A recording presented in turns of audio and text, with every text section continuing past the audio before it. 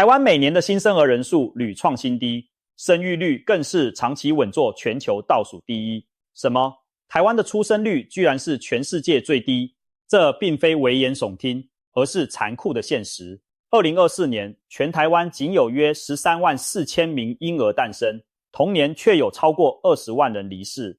换算下来，平均每3分多钟才迎来一个新生儿，却每不到3分钟就有一位台湾人逝去。台湾已经连续5年生不如死，也就是死亡人数持续大于出生人数，人口负成长的趋势正如滚雪球般越滚越快。许多人将这形容为一场未来危机，甚至有人忧心忡忡地问，照这样下去，再过几十年，台湾会不会真的亡国灭种？这些年政府不断推出鼓励生育的政策，从发放生育津贴，增加公共托育资源。举例来说，现在生育一胎可领新台币2至3万元的生育奖励金，育儿期间每月还有5000元育儿津贴。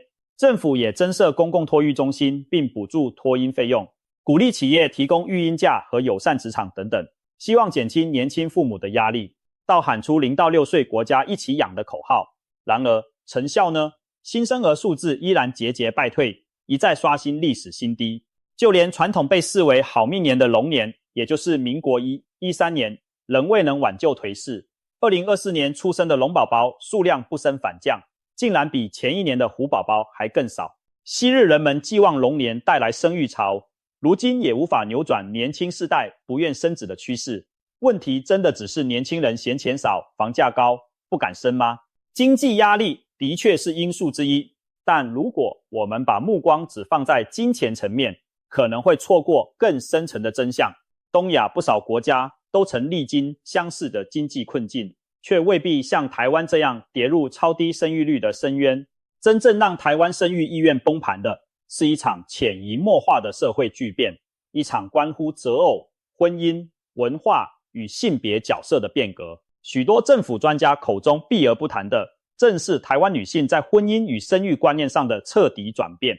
有人将此现象刻薄地称为台女崩坏，意指台湾年轻女性不再愿意照传统轨道走，导致整个家庭结构与人口趋势的瓦解。那么这背后到底隐藏着哪些不愿面对的事实呢？我们将深入探讨。事实上，台湾的生育率下降并非一朝一夕。上世纪50年代，台湾妇女平均一生生育子女数曾高达7人以上。到了1980年代，在经济起飞与家庭计划政策影响下，生育率降至略高于2的水准，人口成长趋缓。进入21世纪初，台湾正式跌入少子化困境。2003年前后，总生育率首次跌破1，震惊社会。此后，除了少数年份受到生肖或政策因素的微幅波动，例如2012年龙年曾出现一波较高的新生儿潮，总体趋势仍然节节下滑。如今，台湾的生育率长期低于1，在国际上被称为超低生育率陷阱。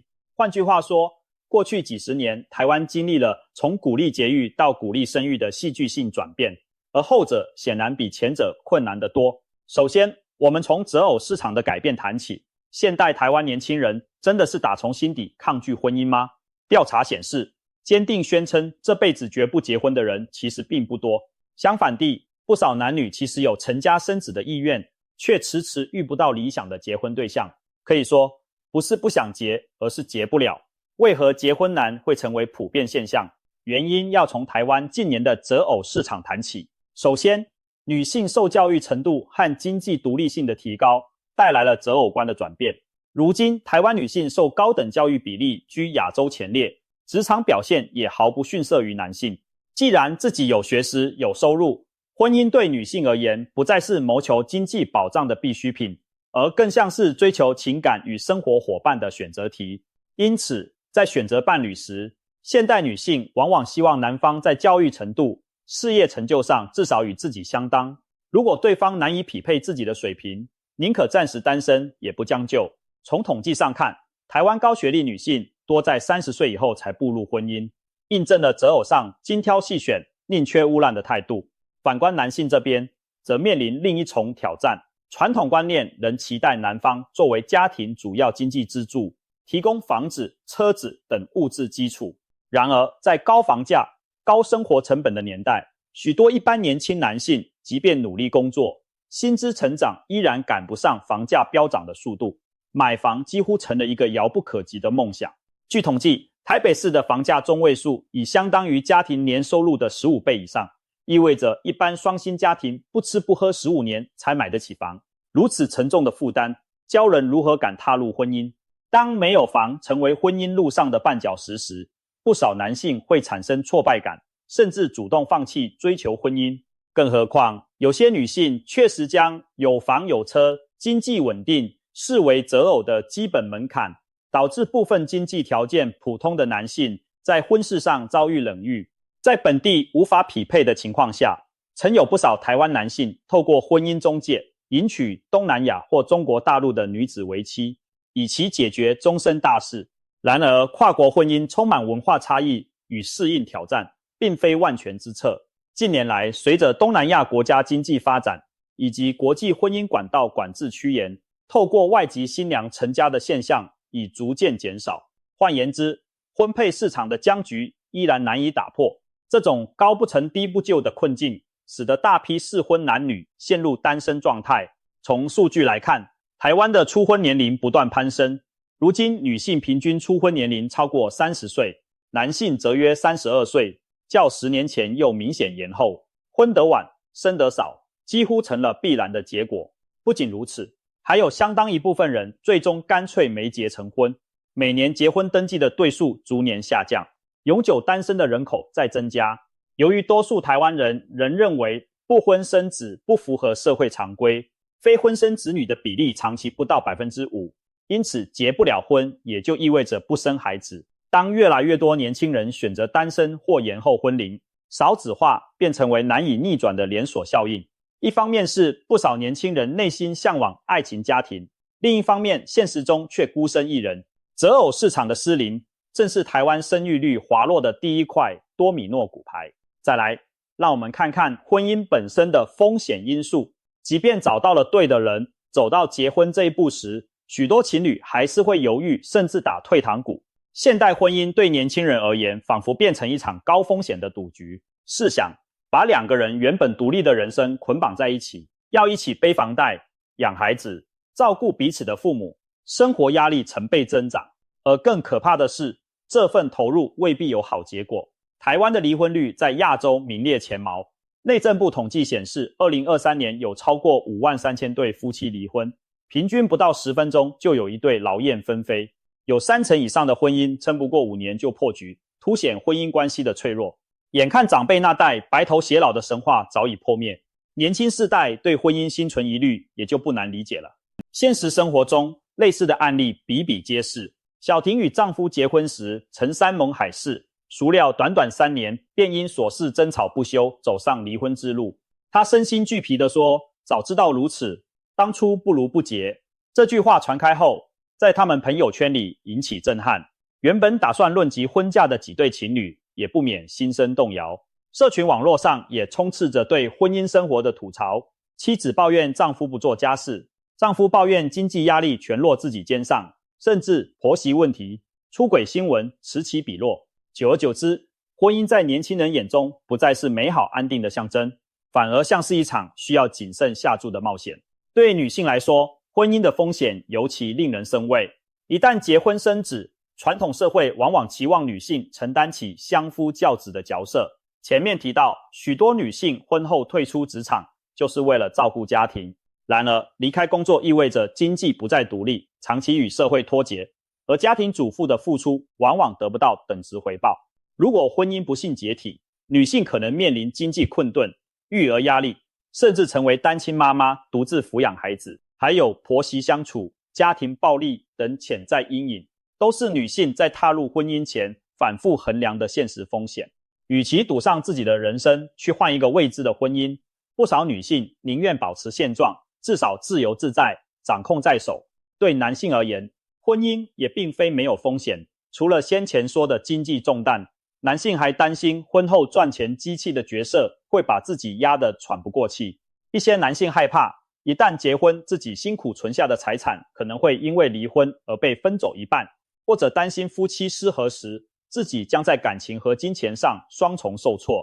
更有甚者，由于现代女性更注重自我，一些男性担心婚后矛盾增加，甚至遭遇感情背叛的风险。虽然这类担忧未必普遍发生，但媒体与网络上充斥的婚姻悲剧案例已足够让人心生惬意。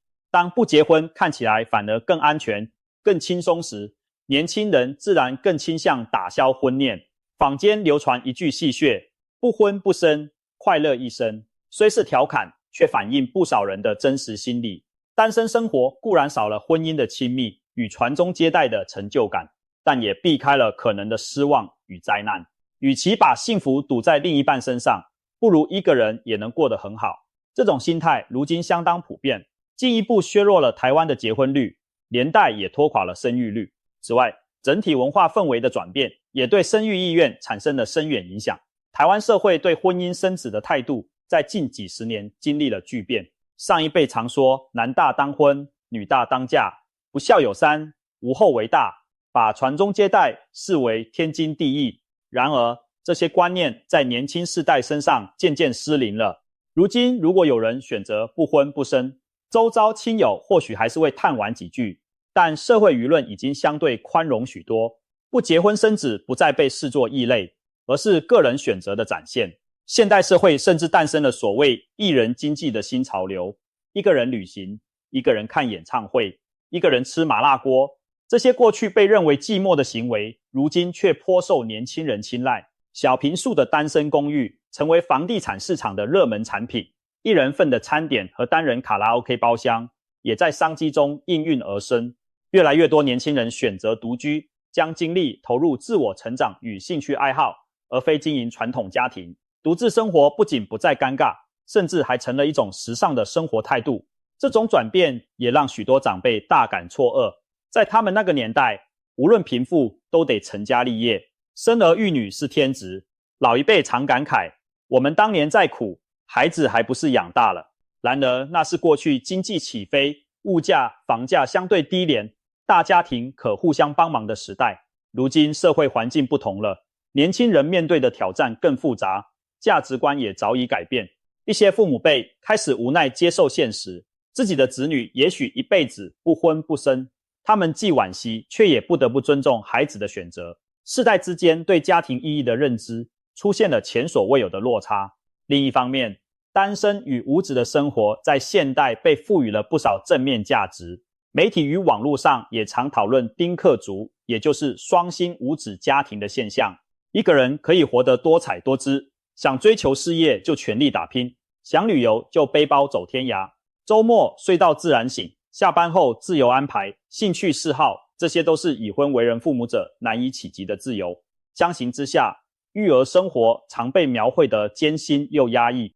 年轻人在成长过程中亲眼目睹不少上一代父母为了孩子牺牲自我，为了供子女补习考大学劳心劳力，为了买学区房背负沉重贷款，甚至有人戏称父母一旦有了孩子，人生就被按下暂停键。于是不少年轻人心中默默盘算，如果婚姻和生子会令自己过得像爸妈那样疲惫不堪，那我宁可不要。事实上，社会观念也在改变。调查显示，2021年已有超过60%的台湾民众赞同结了婚也不一定要生孩子，而10年前这个比例还不到40%。换言之，如今就算结了婚，要不要生小孩都被视为个人选择，不再是天经地义的义务。更何况，现代养育子女的成本实在高得吓人，不只是金钱投入，还包括时间和精力。从怀孕、生产、坐月子到婴幼儿的照料、孩子教育，每一步都需要父母全心以赴。一对现代父母几乎要被孩子的各种需求牵着走，稍有不慎还怕孩子输在起跑点。台湾年轻人常戏谑地自问养不养得起孩子，背后是真实的焦虑。年轻世代普遍感到自己已经为生存奔波，工作压力山大，若再添一个孩子，实在难以招架。长期以来，台湾劳动文化讲求加班奉献，许多职场对育儿并不友善。这意味着，当一个人努力在职场打拼时，很难同时兼顾家庭。公司或许不会公开歧视孕妇，但育婴假的制度和落实仍不完善。许多职场妈妈都曾遭遇升迁受阻或被边缘化的情况。实在难怪理性的年轻女性会想，与其日后疲于平衡事业与家庭，倒不如趁年轻尽情充实自己的人生。在这种情况下，不少年轻人宁愿把爱倾注在宠物身上，而没有勇气养育下一代。街头上推着婴儿车的爸妈越来越少，反倒是推着宠物手推车的身影常见。猫狗等毛小孩成为许多小两口的情感寄托。养只猫既有陪伴，又不必像带孩子那样牺牲所有私人时间。宠物产业的兴盛，某种程度上正是少子化的侧面写照。年轻世代也越来越重视自我实现和心理健康，他们更倾向按照自己的意愿寻找人生意义，而不仅仅遵循传统剧本。对有些人而言，创业、艺术追求、社群活动等都可以成为人生目标，未必一定要结婚生子才算圆满。当整个文化氛围开始多元化，婚育不再被神格化为人生唯一的价值，生孩子自然就从人生必须清单中淡出了。从这个角度说，台湾超低生育率某种程度上也是社会进步的副产品。我们赋予个体更多选择自由，但也因此必须承担集体人口结构改变的后果。最后，我们不得不提性别角色的冲突，这其实是低生育率问题的核心症结之一。女性地位的崛起与传统框架的碰撞，许多学者指出，台湾的低生育率问题本质上就是性别问题。也就是说，当前的社会结构和价值观对男女双方都提出了一种几乎无法完成的要求。女性被要求像没工作一样养孩子，同时又要像没孩子一样工作；男性则被要求成为无懈可击的养家工具人，又要体贴地分担家务。但现实中，这两性剧本都难以同时满足，结果便是越来越多人干脆拒绝演出这出戏码。首先看女性这一边，传统观念中，女性结婚生子后，理所当然要辞职，在家带娃，孝敬公婆，把重心放在家庭。然而，现代女性受教育程度大幅提高，不少人在婚前事业发展顺利，拥有自己的梦想和抱负。如果婚姻意味着要他们抛弃多年努力，回归家庭，相夫教子，对许多人来说实在难以接受。更别提现代家庭常是小家庭，媳妇在家相夫教子也未必享有大家庭那种社会支持，反而容易感到与社会脱节，心理压力巨大。数据显示，台湾有超过40%的女性在结婚或生育后退出职场，这代表着巨大的人才浪费和个人理想的破灭。许多女性未雨绸缪，早在婚前就目睹或意识到这一点，于是选择延后甚至放弃结婚，以免将来陷入传统框架的束缚。再看男性这一边，过去男性只要负责赚钱养家就算尽责，但现代社会开始期待好爸爸、模范丈夫的出现，希望男性也能更多参与育儿和家务。然而，长久以来的社会分工与教育并没有充分培养大多数男性在家事育儿方面的技能和意识。即便新一代年轻爸爸中确实有更多人愿意投入家庭，相较之下，整体仍是女性承担了大部分的无偿家务劳动。职场上，男性如果请育婴假，准时下班回家带娃，往往还会被投以异样眼光，觉得他不够拼，不够上进。社会对男性只赚钱不顾家的谴责，和对女性只顾家不赚钱的轻视同时存在，给了每个人双重压力。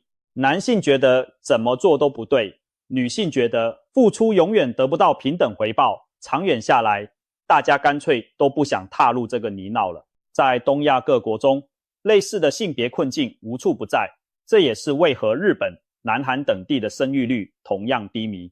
但台湾的特殊之处在于，女性受教育及经济独立程度更高，同时法律上男女平权的保障也不低，可以说是传统和现代交锋的最前线。年轻人有更多空间选择自己的人生，例如女性可以靠自己经济生活，社会对单身接受度高，当外在压力无法迫使他们就范，很多人就干脆逃离了传统婚育的战场。有学者形容台湾当前的低生育率是一场完美风暴。一方面，我们像其他亚洲社会一样受到父权传统的束缚，另一方面，我们又比周边国家拥有更高的教育和自由选择权，于是反而让年轻世代更有本钱说不，把婚育视为可有可无的选项。值得注意的是，社会上也有一种论调，把少子化的责任推给女性主义抬头。他们嘲讽年轻女性太自我，享受女权不愿付出，甚至称之为女权自助餐。但从以上分析可见，女性追求平等自主乃时代潮流，并不是问题的原罪。真正的症结在于社会未随之调整，以致新旧价值错位。要提高生育率，绝非要女性重回过去那种牺牲奉献的从属地位，而是要创造一个新的平衡，使独立自主与婚育并行不悖。这些就是所谓台女崩坏背后的真正故事。与其说台湾女性集体崩坏，不如说旧有的性别契约正在崩解。年轻女性不愿再扮演传统默默付出的贤妻良母，年轻男性也不再那么有自信扛起传统家庭经济支柱的角色。政府的专家们或许心里明白这一点，但在公开场合却少有直接点破，因为这背后牵涉到性别平等和家庭价值观的深层问题，实在过于敏感。综上所述，台湾生育率全球垫底的现象，背后交织着择偶困境、婚姻风险、文化转型与性别角色的矛盾。然而在官方论述中，这些深层原因往往被轻描淡写地带过。政策检讨多半将矛头指向经济压力、托育资源不足等硬体问题，较少触及家庭内部的价值观和性别分工这类软实力挑战。毕竟后者攸关文化观念的革新，非一朝一夕能见效，也容易引发舆论争议。正因如此，与其说专家不明白真相，不如说这些真相过于沉重和敏感，以至于他们在公共场合也不敢大声指出。那些政府官员和专家避之不谈的台女崩坏真相，其实是整个社会价值的剧烈变迁。女性不再委屈自己进入不平等的婚姻，男性也在传统期待与现实压力间进退两难。年轻世代选择少生或不生，不是因为他们自私或冷漠，而是当前的制度与环境让生养孩子成了一件近乎不理智的事。那么我们该怪年轻人不愿生，还是该反思社会没有跟上改变？答案不言自明。真正的解方或许不在几句口号式的鼓励生育措施，而在于全面检视我们的社会结构，如何让择偶变得容易，让婚姻更有保障，让职场与家庭可以共荣，让男女都能无后顾之忧地迎接新生命。这些问题极其复杂，短期内难有突破，因而台湾的超低生育率现象恐怕还会持续相当一段时间。根据政府推估，如果生育率长期维持在如此低档，台湾总人口将在未来几十年间急剧缩减，从目前约2300万减少到2070年的1500万人左右。那时将近一半人口超过65岁，每一个青壮年劳动人口几乎要抚养一位老人。这样的人口结构将对经济、社会保障带来沉重压力。当然，未来并非全无转机。随着越来越多人意识到问题的根源，我们或许会看到一些改变的苗头，例如企业开始推行更友善的家庭政策，男性更多参与育儿，社会对各种家庭形式更加包容等等。只要我们愿意正视这些不敢面对的事实，下一代年轻人在做人生决定时，才有可能不再因外在环境而放弃自己的生育愿望。台湾能否走出全球生育率垫底的谷底，就看我们能否痛定思痛，勇于改变现状。否则，随着时钟滴答走动，我们每延宕1年行动，产房里传出的婴儿啼哭声就愈发稀薄，人口衰退的阴影也愈加浓厚。或许有人说，人口减少未必全是坏事，地少人稀也有助于提升生活品质。但无论如何，当前这场少子化风暴势必为社会带来剧烈转型的阵痛。最终，我们将以何种姿态适应未来？是选择维持现状，继续享受个人自由至上的生活模式，还是找出新平衡，在不牺牲个体权益的前提下重燃生育的火花？答案没有现成公式，只能留待我们这一代人共同书写。